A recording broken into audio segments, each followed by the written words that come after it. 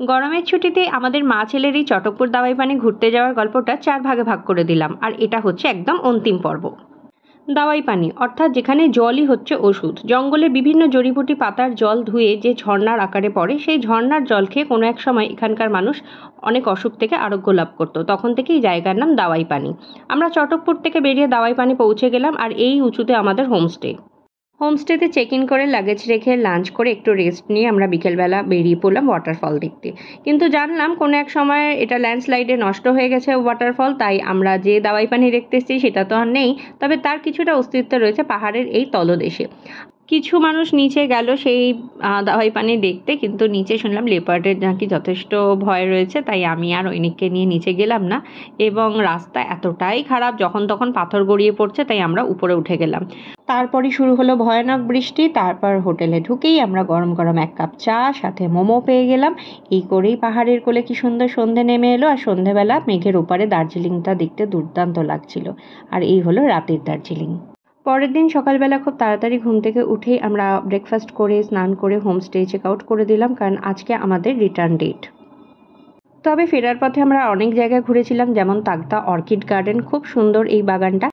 নামার পথে আমরা প্রচুর টি গার্ডেন দেখেছি আর পাহাড়ের কোলে ছোট ছোট গ্রাম। তবে 3 চুলে জায়গাটা আমার বেশ সাজানো গোছানো মনে হয়েছে। অবশেষে আমরা টি গার্ডেনে পৌঁছে এরকম ড্রেস ভাড়া করে পরে ছবিও তুলে ফেললাম। আর এগুলো ড্রেসগুলো 100 টাকা চেয়েছিল, আমরা 50 টাকাতে ম্যানেজ করেছি, যেহেতু অনেকে ছিলাম। সানগ্লাস না পরলে না আমাকে মনে হচ্ছিল আস্তে আস্তে ওদের লোকের সাথে মিশে যাচ্ছি, তাই অবশেষে সানগ্লাস পরে একটা বৈচিত্র্য আনার চেষ্টা করেছি মাত্র। সাজছি গুজছি, ছবি তুলছি, পোস্ট দিচ্ছি। তবে মনের ভিতরে কোথাও যেন একটা দুঃখ হচ্ছে, মনে হচ্ছে আজকেই রিটার্ন ডেট, আজকেই ট্রেনে উঠে পড়তে হবে। সবার সাথে যে বন্ধুত্ব হয়েছে, এত সুন্দর বন্ধুত্ব আবার কবে হবে জানি না। এখানে মোটামুটি সবাই আমরা কম বেশি সোলো ট্রাভেলারই ছিলাম।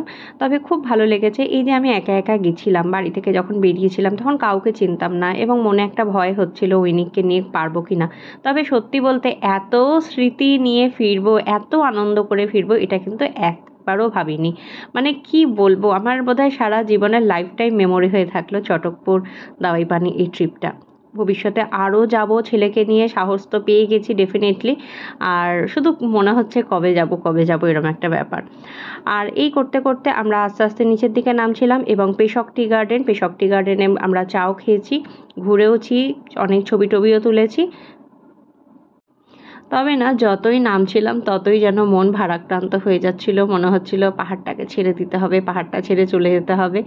একটা সময় আমার এত বমি হতো যে পাহাড় শুনলেই আমার গা গুলাতো। আর এখন এইবারে আমি যে উপলব্ধি নিয়ে ফিরছি, যে অনুভূতি নিয়ে ফিরছি, এ আর কোনোদিনও ভোলার নয়। বিভিন্ন বয়সের মানুষের সাথে আলাপ হওয়া, তাদের নতুন নতুন গল্প শোনা।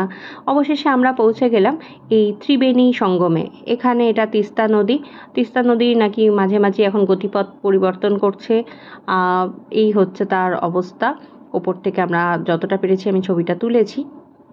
আর এই ট্রিপে যেমন আমি প্রচুর বন্ধুবান্ধব পেয়েছি, ঐনিকও প্রচুর বন্ধুবান্ধব পেয়েছে, অনেক দাদা দিদি পেয়েছে। অবশেষে আমরা তিস্তার সাথে সাথেই সেবক রোড ধরে নামতে নামলাম। এখানে তিস্তাতে দেখতেই পাচ্ছ রিভার রাফটিং চলছে, আর তিস্তার কি স্রোত, কি আওয়াজ, বাপরে। ফেরার পথেই এক জায়গায় আমরা টুক করে সবাই একসাথে বসে লাঞ্চ করে নিলাম, এবং এনজিপিতে পৌঁছেই বাপরে কি গরম। আর এই যে আমরা এসি কোনো ওয়েটিং রুমও পাইনি, আর এক একজনের এক এক টাইমের ট্রেন, তাই বিকেল 5:30টার মধ্যে আমরা এনজিপি পৌঁছে গেছিলাম। আমার ট্রেন যদিও ছিল রাত 7:45। এর আগে আমি কখনো ঘুরতে যাওয়ার এরম কোনো ব্লগ বানাইনি, তোমরা অনেকেই আমার ব্লগের প্রশংসা করেছো। তবে এর আগে তো আমি কোথাও ঘুরতেই যাইনি সেরকমভাবে, সেই জন্য কখনো ব্লগ বানানোর কথা মাথায় আসেনি। তবে হ্যাঁ, এবার মাথায় রাখবো, কোথাও ছোট ছোট যদি ট্যুর করি ডেফিনেটলি এরকম ভিডিও করে আমি পোস্ট করব। আর যারা এখনও বাচ্চা নিয়ে বেরোবে কিনা ভাবছো একা একা, আমি বলবো চোখ বন্ধ করে বেরিয়ে পড়ো, এবং অনেক মধুর স্মৃতি নিয়ে বাড়ি ফেরো তোমরা। এই 4th ব্লগটা দিয়ে আমি চটকপুর দাওয়াই পানির ব্লগ শেষ করছি। যারা আরও কিছু ইনফরমেশান চেয়েছো ডেফিনেটলি ইনবক্স করতে পারো আমাকে। আর তোমরা অবশ্যই কিন্তু একবার ঘুরে এসো, খুব ভালো লাগবে।